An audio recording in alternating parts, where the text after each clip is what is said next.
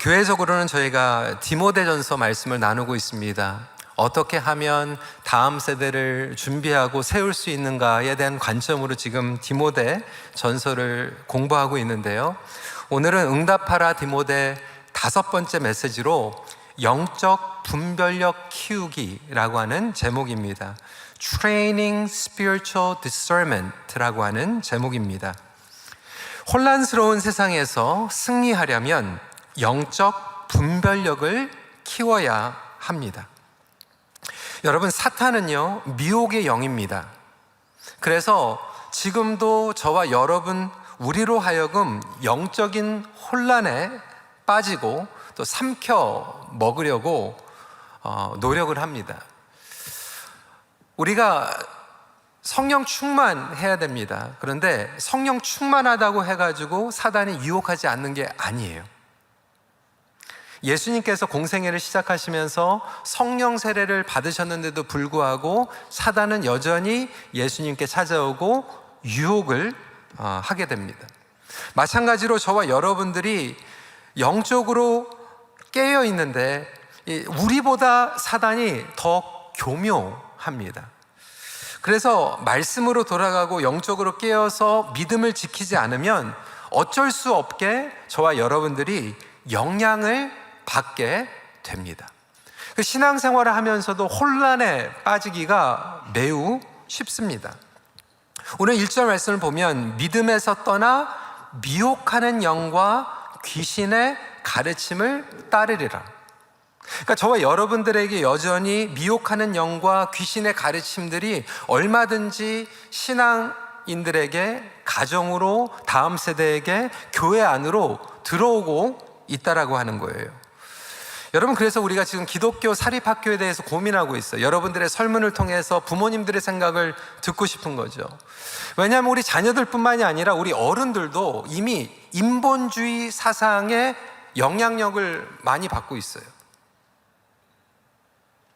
그렇게 말씀을 많이 듣는데도 불구하고 여전히 인간주의 그리고 인본주의 사상이 저와 여러분들의 가치관을 지배하고 있어요. 우리 자녀들은 더 심각하죠. 많은 분들이 성의 혼란, 그렇죠? 젠더의 혼란에 대해서 우려하고 있어요. 학교에서 이런 것들을 가리키려고 해도 크리스찬 선생님들이 가리킬 수가 없고요. 아이들이 혼란한 가운데에서 살아가고 있는 것만 해도 너무나도 지금 안타까운 현실인데, 제가 몇 주 전에 우리 수잔 목사님 통해서 또 이상한 얘기를 들었어요. 요즘은 이 성의 정체성, 남자, 여자 이게 아니라요. 어떤 아이들은 자기들이 이제 학교에 와가지고 자기가 사람이 아니라 개래요. 개, 멍멍. 그럼 선생님이 그거 그냥 터치하면 안 돼요. 그거 존중해줘야 돼요. 여러분, 말이 됩니까? 교회 와가지고 그러시는 분들은 제가 개밥을 드릴 수도 없고 멍멍 이렇게 할 수도 없고, 이거 어떻게 해요? 그러면서 또 인권을 보장해달래. 개라고 그러면서 또 인권을 보장해달래. 말이 안 되는 거 아닙니까? 이 혼란스러운 이 소식들로 가득 찬 이 세상을 저와 여러분들이 살아가고 있어요. 우리 자녀들뿐만이 아니에요. 우리 시니어들, 기성세대도 자유롭지 않습니다. 과거에 젊었을 때 영적으로 무장돼가지고 교회를 열심히 섬기고 영적으로 깨어 있었던 분들이 말년에 정말로 막 이상한 내용들 듣고 유튜브로 이상한 가르침에 빠져가지고 혼탁스럽고 혼란 가운데 신앙생활을 하시는 분들이 얼마나 많은지 몰라요. 그게 다 믿음의 파선으로 가는 길입니다. 사단은 교묘하게 그런 것들을 통해서 믿음의 침몰을 일으키고자 하는 것이죠. 그래서 극단으로 가는 경우들이 얼마나 많은지 몰라요. 극단으로 가다 보니까 뭐라고 얘기합니까? 자기들만 옳고 다른 사람들은 다 틀렸다. 어떤 것들은 보면 두려움을 조장하고요. 다른 것들은 인정하지 못하게 하고 배타주의적으로 되고요. 그리스도인들이 싸나워지고요. 저주를 퍼붓고요. 사실 6월 초에 다니엘 기도회 연합을 하면서도 그러한 이슈들이 있었어요. 토론토 안에 교회와 교단들이 연합을 해가지고 하나님 앞에 기도하고 영적으로 회복되고 치유받아야 되는데, 우리와 입장이 다른 사람들, 그 사람들이 오는 것을 우리는 막 반대하고 막 막잖아요. 처음에 이 준비 모임을 하면서 한국에 투서가 갔다는 거예요.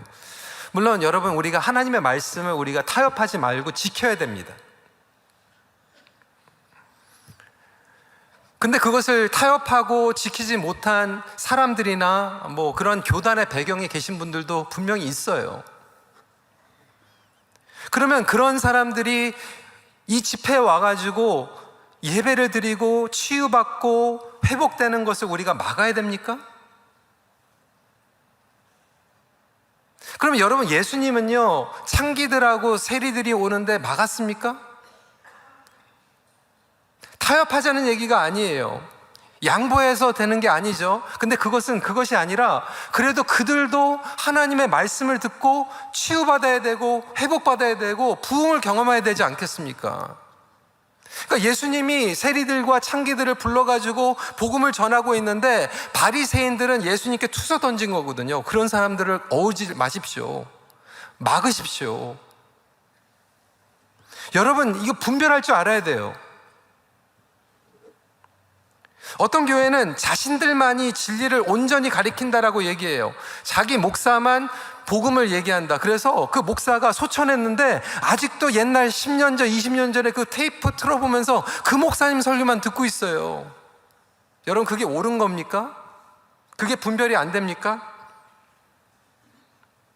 우리 교회는 영적으로 깨어있는데 다른 교회는 다 영적으로 잠들었다. 그런데 그런 내용을 들으면요, 평소에 교회에 그리고 신앙생활에 불만족했던 사람들은 설득을 당해요. 그게 그건가 보다. 여러분, 이렇게 혼란스러운 세상을 살아가면서 어떻게 우리가 믿음을 견고히 지킬 수 있을까? 그 내용에 대한 오늘 본문입니다. 첫 번째로, 미혹의 영이 사용하는 전략을 알아야 합니다. 그런데 미혹의 영은요, 저와 여러분들 오늘 교회 와가지고 너 성경 볼래, 마약할래, 이거 가지고 혼동시키지 않아요. 복음과 종교를 혼동시킵니다. 예수님은 종교를 끝내기 위해서 이 땅에 오셨는데 우리는 복음으로 시작해서 다시 그 위에 종교를 만들어요. 복음 외에 다른 짐을 지게 만듭니다. 그래서 끊임없이 인간은요, 우리의 욕망과 재성이 뭐냐면 통제하고 싶고 컨트롤하고 싶어서 내가 통제하기 위해서 종교로 제도화로 만들어버려요. 그게 저와 여러분들의 욕망이에요. 오늘 3절 말씀을 보면 이렇게 이야기합니다. 혼인을 금하고 어떤 음식물은 먹지 말라고 할 터이나 음식물은 하나님이 지으신 바니 믿는 자들과 진리를 아는 자들이 감사함으로 받을 것이니라. 여러분, 디모데가 목회를 했던 에베소는요, 아시아에서 가장 큰 항구 도시였으며 관문이었어요. 게이트웨이였어요. 다시 말하면 아시아의 시장 경제를 좌우했던 곳입니다. 그래서 정치적으로는요, 로마로부터 자유를 인정받은 프리 트레이드 시티였고요. 그리고 종교적으로는 그 당시에 아이를 많이 낳게 하는 다산의 신 아데미를 섬기는 신전들이 너무나도 많이 있었어요. 그러다 보니까 이 신전에 바쳤던 이 우상 제물로 드려졌던 고기들이 나중에 이제 마켓으로 나와가지고 이 마켓에서 고기를 파는 거예요. 문제는 과연 신앙인들이 이 고기를 먹을 수 있는가, 먹을 수 없는가, 여러분 어떻게 생각하세요? 먹어야 돼요? 말아야 돼요? 지금 몇 분들은 안 먹어야 되죠. 어떤 분들은 먹어야죠. 어떻게 될 것 같아요, 여러분? 제가 질문할게요. 제가 몇 달 전에 짜장면 얘기했더니 그날 저녁에 그 짜장면집이 매상이 엄청 올라갔다고 그래서 오늘은 짜장면 얘기하지 않고 월남국수 얘기하겠습니다. 이따 저녁에 여러분 월남국수 먹으러 가는데 막 땡겨가지고 먹고 싶었는데 딱 가서 뒤에 가서 보니까 거기 무슨 이상한 불상이 있고 이마에 딱 돈 붙여 있고 그리고 막 향이 나고 있어요. 여러분, 그거 먹어야 돼요? 말아야 돼요? 나와야 돼요? 헷갈리시죠? 그것도 헷갈리면서 무슨 우리 신앙생활을 하겠습니까? 중국집에 갔는데 불상이 있어요. 여러분 나와야 됩니까? 먹어야 됩니까? 먹어도 돼요. 아니 성경이 뭐라고 얘기하고 있습니까? 고린도전서 8장 4절에 그러므로 우상의 제물을 먹는 일에 대하여는 우리가 우상은 세상에 아무것도 아니며 또한 하나님은 한 분밖에 없는 줄 아노라. 그러니까 바울은 우상은 아무것도 아니라고 얘기하고 있어요. 우상은 돌과 나무에 불과해요. 그러니까 누구는 그거 정말 아무것도 아니니까 먹을 수도 있고요. 누구는 그냥 안 먹고 싶으니까 안 먹을 수도 있어요. 그런데 사도 바울은 얘기하는 게 이거 별것도 아닌 거 가지고 목숨 걸고 정죄하지 말라는 거예요. 왜 그거 가지고 판단하고 싸우고 교회가 분열이 일어나는 거예요. 그런데도 불구하고 우리는 그거 가지고 자꾸 얘기하는 게 복음이 아니라 종교성 때문에 그래요. 종교성. 그런데 우리 종교성으로는 절대로 구원을 얻을 수 없기 때문에 예수님께서 이 땅에 오신 줄 믿으시기 바랍니다. 그게 복음이에요. 저와 여러분들이 뭐 먹고 뭐 안 먹고 그걸로 구원받는 게 아니잖아요. 근데 여러분, 저와 여러분들이 이게 분별력이 헷갈리는 게, 저와 여러분들 어떻게 생각하냐면 지금도 분별력은 옳은 것과 그른 것을 판단하는 것, 그렇죠? 근데 제가 찰스 스펄전 목사님의 이 글을 읽으면서 굉장히 충격에, 깨달음에 갖게 됐는데, 찰스 스펄전 목사님이 이렇게 얘기하는 거예요.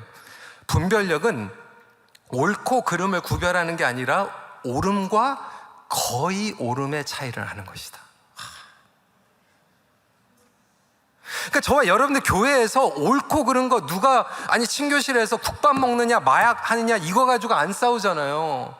그런데 교회 안에서 저와 여러분들이 힘들어하는 건 뭐냐면 옳은 것과 거의 옳은 것 가지고 싸우고 있는 거예요. 이게 사단의 전략이에요. 그러니까 얘기하는 거 보면 옳은 것 같아, 그럴싸해. 제가 우상에 섬겼던 고기 먹어야 됩니까 말하니까 헷갈리잖아요 벌써. 그런데 요즘 막 유튜브나 뭐 이런 것들 보면 비본질적인 가지고 자꾸 얘기하는데 그런 것 같아. 그러다 보니까 그 비본질적인 것을 가지고 자꾸 서로 적대시하고 공격하고 막 복음의 관점을 흐트러버리고, 조금만 잘못한 거 있으면 막 계속 집요하게 끄집어내가지고 사람들을 현혹시키는데, 듣다 보니까 그게 그런 것 같아요. 그러니까 문제를 더 크게 만들고 물고 늘어집니다. 근데 저와 여러분들은 죄성이 있기 때문에 여러분 뉴스를 들어도요, 좋은 뉴스보다 나쁜 뉴스가 기억에 남거든요. 그러면 방송을 봐도요, 누구 칭찬하는 것보다 누구 욕하는 게 마음에 남아요. 여러분, 복음은요 누가 옳고 누가 틀리고 문제가 아니잖아요. 분명하게 복음은 저와 여러분들에게 얘기하고 있어요. 저와 여러분은 다 죄인이에요. 의인은 없어요. 전적으로 예수 그리스도 밖에 소망이 없다는 거예요. 그럼에도 불구하고 사단은 교묘하게 우리를 공격하고 있어서, 그런 내용들을 보면 정말로 우리 어르신들, 우리 기성세대도 마찬가지예요. 분별이 안 돼요. 그럼 분별을 안 되면 어떻게 해야 될까요? 여러분, 차라리 보지 마세요. 그 시간에 성경책 읽으시든지 아니면 어르신들 나가가지고 운동하세요. 하이킹을 하든지 등산을 가든지 뭐 낚시를 하든지 운동하세요. 분별 안 되는 거 자꾸 보지 마시고 영적 지체들과 시간을 보내세요. 공포와 미움, 이 정죄함을 조성하는 것은 참 복음이 아닙니다. 그런데 방송들 보면 맨날 그 내용이에요. 여러분 생각해 보세요. 예수님이 십자가에서 돌아가시면서 다 저주하고 돌아가시지 않았잖아요. 그들이 예수님을 못 박았는데도 예수님께서 뭐라고 그러셨어요? 아버지, 저들을 용서하소서.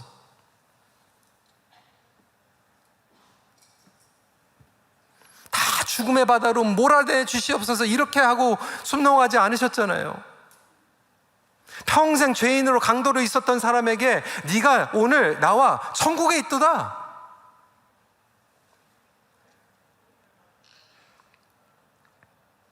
너 잘못 살았으니까 너 지옥에 갈 거야. 그렇게 얘기 안 하셨잖아요.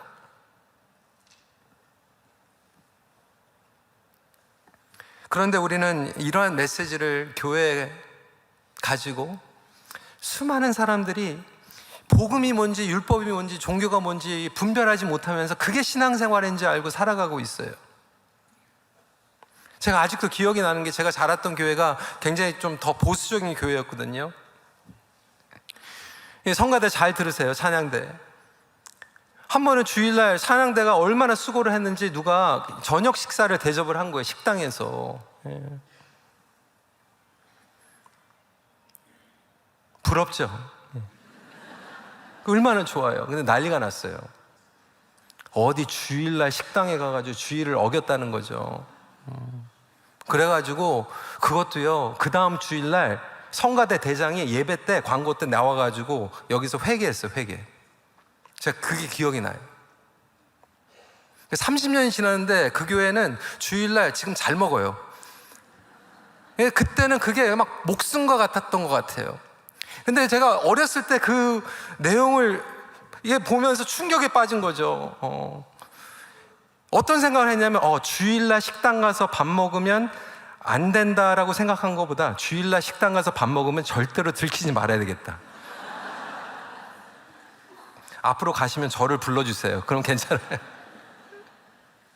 그런데 우리는 교회에서 그거 가지고 목숨 걸어요. 여러분, 분별해야 돼요. 젊은 사람들이 그런 내용을 들으면서 어떻게 될 것 같아요? 예수님 시대에도요, 예수님과 같이 다니지 않았던 사람들이 다른 방법으로 막 귀신을 내쫓았거든요. 근데 우리는 배타적이잖아요. 그걸 막으려고 해요. 마가복음 9장 38절부터 40절 내용입니다. 요한이 예수께 여짜오되, 선생님, 우리를 따르지 않는 어떤 자가 주의 이름으로 귀신을 내쫓는 것을 우리가 보고 우리를 따르지 아니함으로 금하였나이다. 잘했다, 칭찬받을 줄 알았거든요. 예수께서 이르시되, 금하지 말라. 우리를 반대하지 않는 자는 우리를 위하는 자니라. 여러분, 어떻게 생각하세요? 나와 방법이 다르고 나랑 취향이 다른 사람들, 저와 여러분들이 믿고 있는 참 복음은 예수 안에서, 예수만이 소망이라고, 내가 옳고 누가 틀렸다라고 얘기하는 게 아니라 나도 마찬가지고 당신도 마찬가지고 우리는 예수가 필요합니다. 이것을 증거할 수 있는 저와 여러분들이 되시길 주님의 이름으로 축원합니다. 그게 분별력이에요. 근데 조금 더 나아가서 사도 바울은 영적 분별력을 잃을 때 오는 증상들이 있다는 거예요. 증상들. 그런데 두 종류의 extreme opposite symptom이 나타나요. 증상이 나타납니다. 근데 첫 번째 증상은 뭐냐? 양심에 화인 맞는 거예요. 그리고 두 번째는 외식, 위선하는 거예요. 그러니까 우리가 복음으로, 은혜로 중심을 지키지 않으면 양쪽으로 치우칠 수 있는 거예요. 누구는 양심에 화인을 맞고 누구는 위선하고. 2절 말씀입니다. 자기 양심이 화인을 맞아서 외식함으로 거짓말하는 자들이라. 그럼 양심은 무엇을 의미하는가? 양심은 하나님께서 우리 인간에게 주신 도덕적인 자각이에요. 그래서 성령님께서 깨닫게 하시는 거죠. 내가 죄를 지었을 때 내가 죄를 졌구나. 불편한 거. 로마서 2장 15절 말씀은, 이런 이들은 그 양심이 증거가 되어 그 생각들이 서로 혹은 고발하며 혹은 변명하여 그 마음에 새긴 율법의 행위를 나타내느니라. 그러니까 여러분, 저와 여러분들 양심이 살아있다라고 하는 건 뭐냐면, 죄를 졌을 때 두렵고 떨리는 거예요. 그러니까 주일날 나왔는데 하나님 앞에 예배를 드리길 원하는데, 오늘 아침에 막 부부싸움 했던 것, 어제 막 저주를 퍼붓던 것, 안 좋은 생각했던 것, 이런 것들이 생각나니까, 주님, 제가 여전히 이거밖에 안 되네요. 주님, 긍휼히 여겨주세요. 회개할 수 있는 게, 여러분, 그게 은혜인 줄 믿으시기 바랍니다. 그러니까 양심이 살아있는 거예요. 그런데 양심의 화인을 맞았다고 하는 것은 뭐냐면, 죄를 지으면 괴롭고 아파야 되고 주님 앞에 나가야 되는데, 이걸 계속 상습적으로 하다 보면, 그리고 회개하지 않으면 그 다음부터는 고통이 없어져요. 양심이 화인을 맞아버려요. 이거를 sear 했다고 그러거든요. 스테이크 구울 때 여러분 처음에 searing 하잖아요. 그렇죠? 단단하게 겉에를. 그러면 이제 그 다음에는 이게 이 보호가 되는 거죠. 그런데 안 좋은 의미로. 제가 예전에 청소년 사역을 했는데 부모님이요, 비즈니스 굉장히 크게 했는데 돈 버는 것 때문에 바빴어요. 그러니까 애가 방치되어 있는 거예요. 너무 미안하니까 애한테 용돈을 엄청 많이 줘. 얘가 용돈 가지고 고등학생이 뭐 했는지 아세요? 마약했어요. 근데 그걸 솔직하게 얘기하는 거예요. 그래서 저는 걱정이 돼가지고, 그런데 저한테 그러는 거예요. 전도사님, 걱정하지 마세요. 저는 예배 드리는데 전혀 아무런 이상이 없어요. 마약하고 왔는데 평화스러워요. 기도하는데 그냥 아무런 가책이 없어요. 여러분, 그게 양심에 화인 맞은 거예요. 제가 몇 주 전에 얘기했지만 어느 장로님이 외도했는데 자기는 계속 장로하겠대요. 그 양심에 화인 맞은 거죠. 영화 보면 막 그러잖아요. 마피아가 사람 죽이고 와가지고 예배 드리고 있고, 양심에 화인 맞은 거죠. 그러면서도 우리는 신앙생활을 할 수 있어요. 평안하다고 얘기할 수 있어요. 왜? 그냥 겉으로만 그런 척 하고 있기 때문에.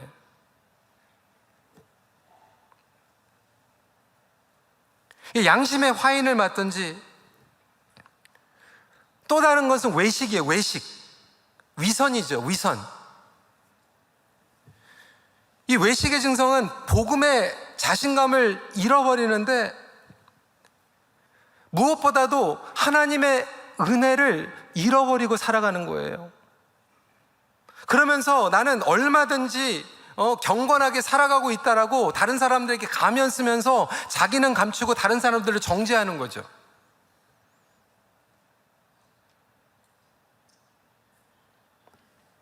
그러다 보니까 선한 영향력으로 싸우는 전투력을 상실해버렸고요. 다른 사람들을 용서할 수도 없고요.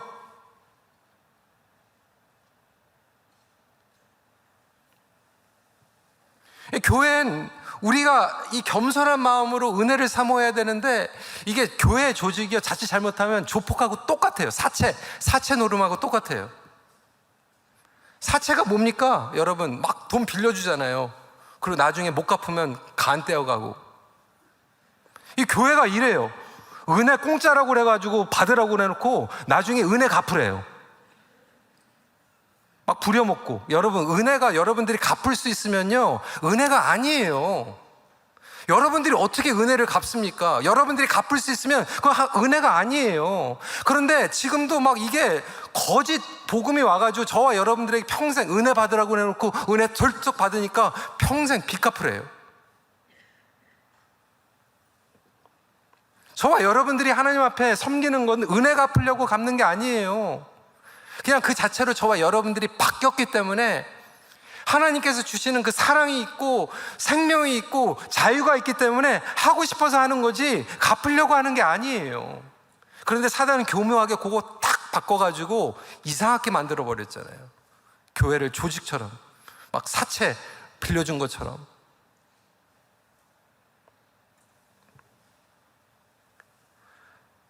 첫 번째 포인트에서도 말씀드렸지만, 복음은 우리를 스스로 의로울 수 없다라고 명확히 증거하고 있어요. 그래서 예수님께서 이 땅에 오신 거예요.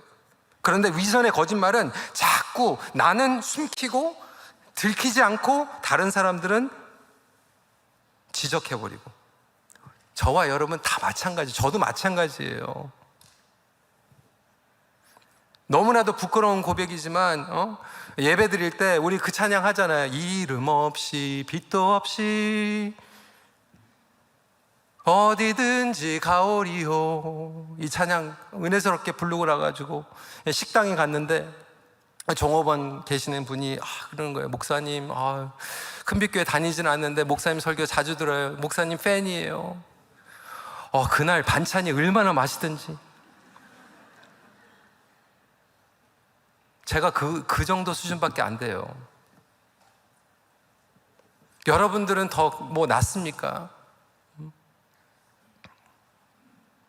주님만이면 충분합니다. 그런데 돈 조금 생기면 기분 좋고, 명예 생기면 좋고,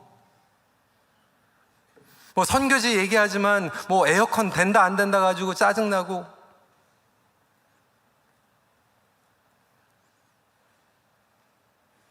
낮은 데로 임하소서 그러면서 내가 올라가지 않으면 화나고 억울하고 서운하고. 그래서 저와 여러분들은 지금도 은혜 가운데 중심을 지키지 않으면 양심이 화인이 맞든지 아니면 위선하든지 둘 중에 하나라는 거예요. 그래서 오늘도 주님 앞에 은혜에 깨어있고 주님의 말씀 가운데 나아갈 때 오직 예수 그리스도를 통해서 저와 여러분들이 그 모든 것들을 분별할 수 있는 줄 믿으시기 바랍니다.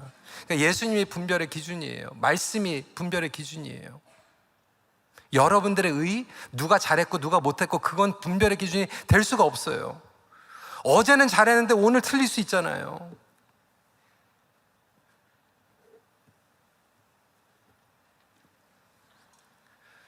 그렇다면 오늘 결론입니다. 하나님은 이미 영적 분별력을 키울 수 있는 비결을 주셨어요. 하나님께서는 저와 여러분들을 그냥 방치해두지 않으셨다는 거예요. 영적으로 성장하고 단단해져서 미혹의 영에 빠지지 않도록 이미 비결을 주셨어요. 근데 문제는 뭐냐면 그거를 저와 여러분들이 무시하고 있고 가볍게 여기고 있어요. 어떻게 분별력을 키울 수 있을까? 대답이 나와 있죠. 5절 말씀에 같이 읽어볼까요? 시작. 하나님의 말씀과 기도로 거룩하여짐이라. 성령 안에서의 말씀과 기도 생활로 저와 여러분들이 거룩해지고 단단해지고 영적 분별력을 가질 수 있어요. 근데 문제는 뭐냐면 저와 여러분들이 이 말씀을 들으면서도 말씀의 내용을 분별하지 못할 때가 있어요. 왜? 이 성경, 하나님의 말씀은 성령의 감동으로 우리에게 주셨기 때문에 성령 안에서 깨달아야 돼요.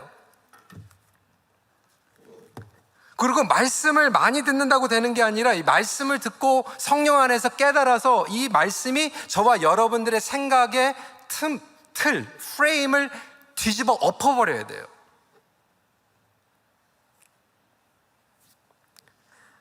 그렇지 않으면 저와 여러분들은 말씀을 들었는데 끝나자마자 딴 길로 가버리는 거예요. 엉뚱한 길로. 우리는 낮아져야 됩니다. 우리를 부인해야 됩니다. 그 설교할 때 아멘 다 그러는데 축도 끝나면 친교실 가가지고 이 친구가 인류대학 나왔어. 그거 가지고 자랑하잖아요. 어느 목장에 싸움이 났다고 그러더라고요. 누구 자식이 잘났냐 그거 얘기하다가 속상해가지고 어떤 분은 교회도 안 나오고. 여러분 목장에서 그거 자랑하라고 지금 목장하고 있는 겁니까? 이렇게 분별이 해야 되잖아요. 그런데 말씀을 우리는 그렇게 많이 듣는데도 불구하고 우리 생각이 성령 안에서 말씀을 받는 게 아니고 그냥 말씀은 말씀대로 이론만 받고 생각은 여전히 다른 걸로 가고 있는 거예요. 제가 질문할까요? 지난주에 제가 무슨 설교했어요? 기억나세요? 제가 설교 안 했어요. 맞아요. 기억이 안 나죠. 2주 전에는 무슨 설교했어요, 그러면?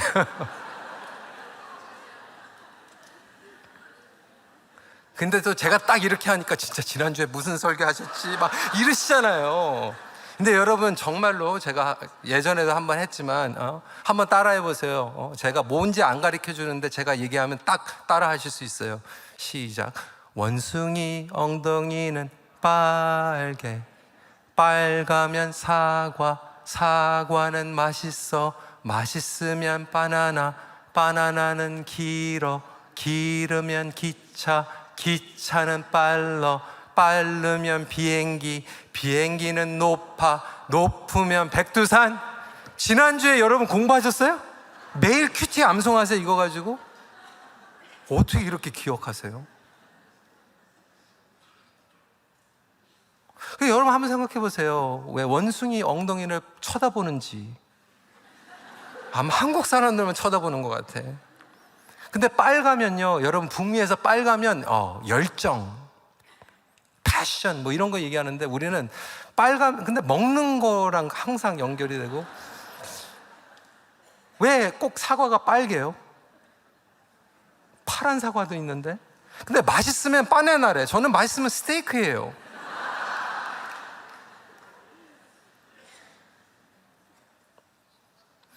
그런데 저와 여러분들은 성경을 그렇게 들으면서도 지난주에 들은 것도 이게 들었는데 이게 저와 여러분의 생각이 안 바뀌어요. 그런데 원숭이 엉덩이 빨가면 사과는 이거는 그냥 뭐 40년 50년 동안 생각 안 했는데도 인이 박혀져 있어요.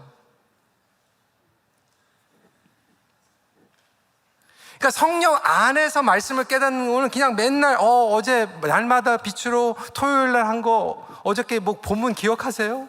400명이 보셨는데 어저께 거 난 그래도 큐티했다 이게 아니라 말씀이 나의 생각 틀을 깨트려 버리고 그 틀을 깨트린 것을 통해서 다시 말씀이 새롭게 보이고. 왜 그래요? 성령은 예수님의 영이십니다.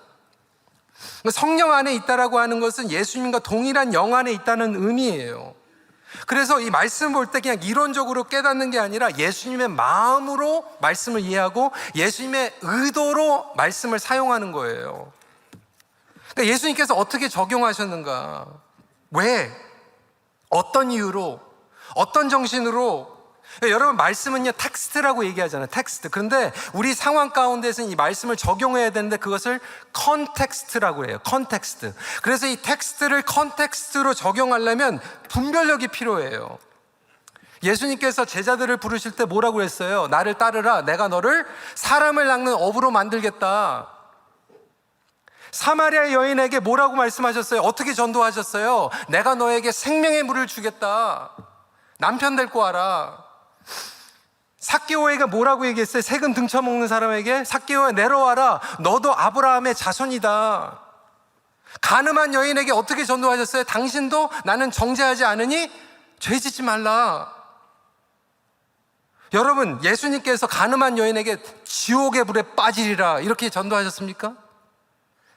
사마리아 여인에게 그렇게 전도하셨어요?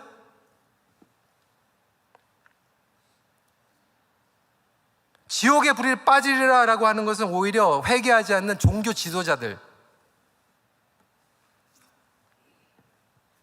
여러분, 어린아이한테 젖을 먹여야지 뭐 스테이크 먹입니까? 그러니까 말씀을 알아간다라고 하는 것은 이 말씀 안에 있는 이론들을 갖는 게 아니라 성령 안에서 하나님의 의도와 예수님의 성품을 알고 거기에 타이밍에 맞게 그 사람에게 적용돼가지고 주는 거예요. 하나님이 어떠한 분이신지, 하나님의 뜻과 목적이 무엇인지를 알아가는 거죠. 그래서 말씀을 안다라고 하는 것은 그냥 아는 게 아니라 성령 안에서 알고, 그러니까 성령 안에서 이 말씀이 어느 때에 어떤 타이밍에 누구에게 주어져야 되는지를 깨닫고 거기에 맞춰서 그분을 사랑하며 신뢰하며 순종하는 거죠. 성령 안에서 기도 생활하는 것도 마찬가지예요. 이 균형이 중요해요. 타이밍이에요. 어린아이에게는 어린아이가 소화할 수 있는 것을 주고 어른에게는 어른이 소화할 수 있는 것을 주게 분별력이죠. 어린아이한테 어른이 먹는 걸 막 주고 그건 분별력이 아니잖아요. 어떤 분들에게는요 이 한약이 보약이지만 어떤 사람에게는 한약이 독이 될 수도 있거든요. 그 체질이 안 맞으면 그걸 분별할 수 있어야 되잖아요. 이게 옳고 그름이 아니에요. 저와 여러분들의 전쟁은 옳고 거의 옳은 거의 전쟁이에요. 그러니까 기도도 무조건 기도하는 게 의미가 아니죠. 기도의 원리를 알고 기도해야 되고요. 어떤 분들은 맨날 기도하겠대요. 근데 여러분, 어떤 분들은 기도하는 것보다 순종해야 돼요. 언제 기도해야 되는지, 언제 실천에 옮겨야 되는지, 언제 앞으로 순종하며 전진해야 되는지, 언제 멈춰야 되는지.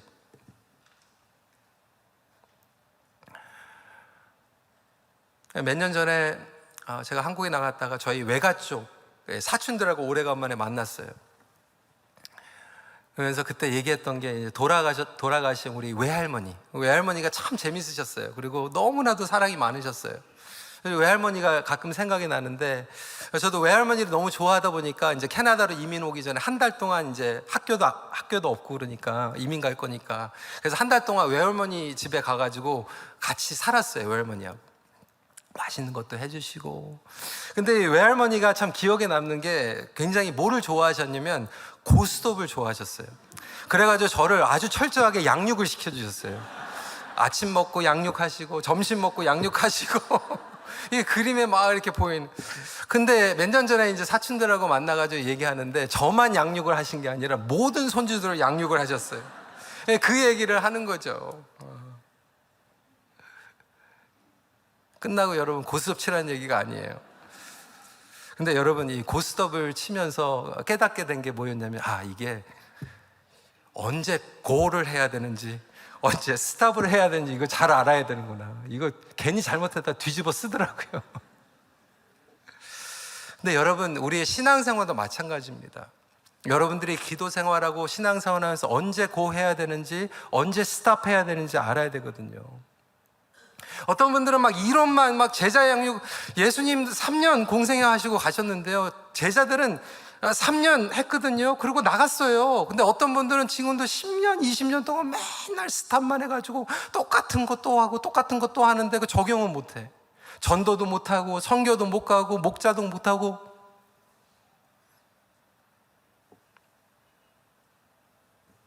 언제 내가 멈춰야 되는지, 내가 언제 고해야 되는지. 여러분들이 지금 인생이 말씀을 가지고 지금 양육하고 그걸 끝나면 언제 가야 되는지 그거 분별할 수 있어야 되잖아요. 그게 거룩이에요. 내가 거룩해지고 있는가? 말씀과 기도로 거룩해진다라고 5절은 설명하고 있어요. 그것이 열매예요.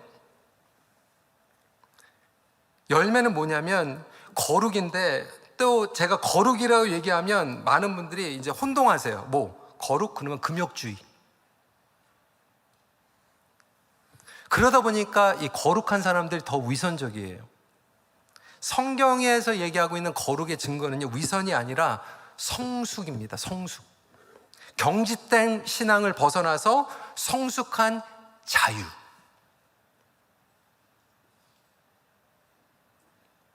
예수 그리스도 안에서, 성령 안에서 성숙한 자유를 누릴 수 있는 저와 여러분들이 되시길 주님의 이름으로 축원합니다. 나에게 진리 안에서의 이 확실한 자신감과 유연성이 있는가? 그때의 복음은 우리에게 생명과 자유, 안식을 주고 다른 이들에게 선한 영향력을 흘러가게 될 줄 믿습니다. 우리 부모님들, 자녀들 정말 목숨 걸고 양육해야 되는데 여러분 분별하세요. 복음으로 양육하고 있습니까? 율법으로 양육하고 있습니까? 성령 안에서 말씀과 기도로 양육하고 있습니까? 여전히 성경을 이용해서 내 인본주의, 내 욕심을 안에다가 계속해서 브레인하고 와시하고 있지는 않습니까? 저도 이 말씀 준비하면서 그 기도가 나오더라. 하나님, 저는 지금 성도들에게 온전한 복음 예수 그리스도를 전하고 있습니까? 아니면 도덕적인 메시지, 나의 의를 전하는 메시지를 전하고 있습니까? 여러분 목장에서 분별하세요. 뭐 가지고 지금 하고 있는지. 말씀을 정리합니다. 세상은 우리를 흐리게 하지만 복음은 우리를 밝혀줍니다.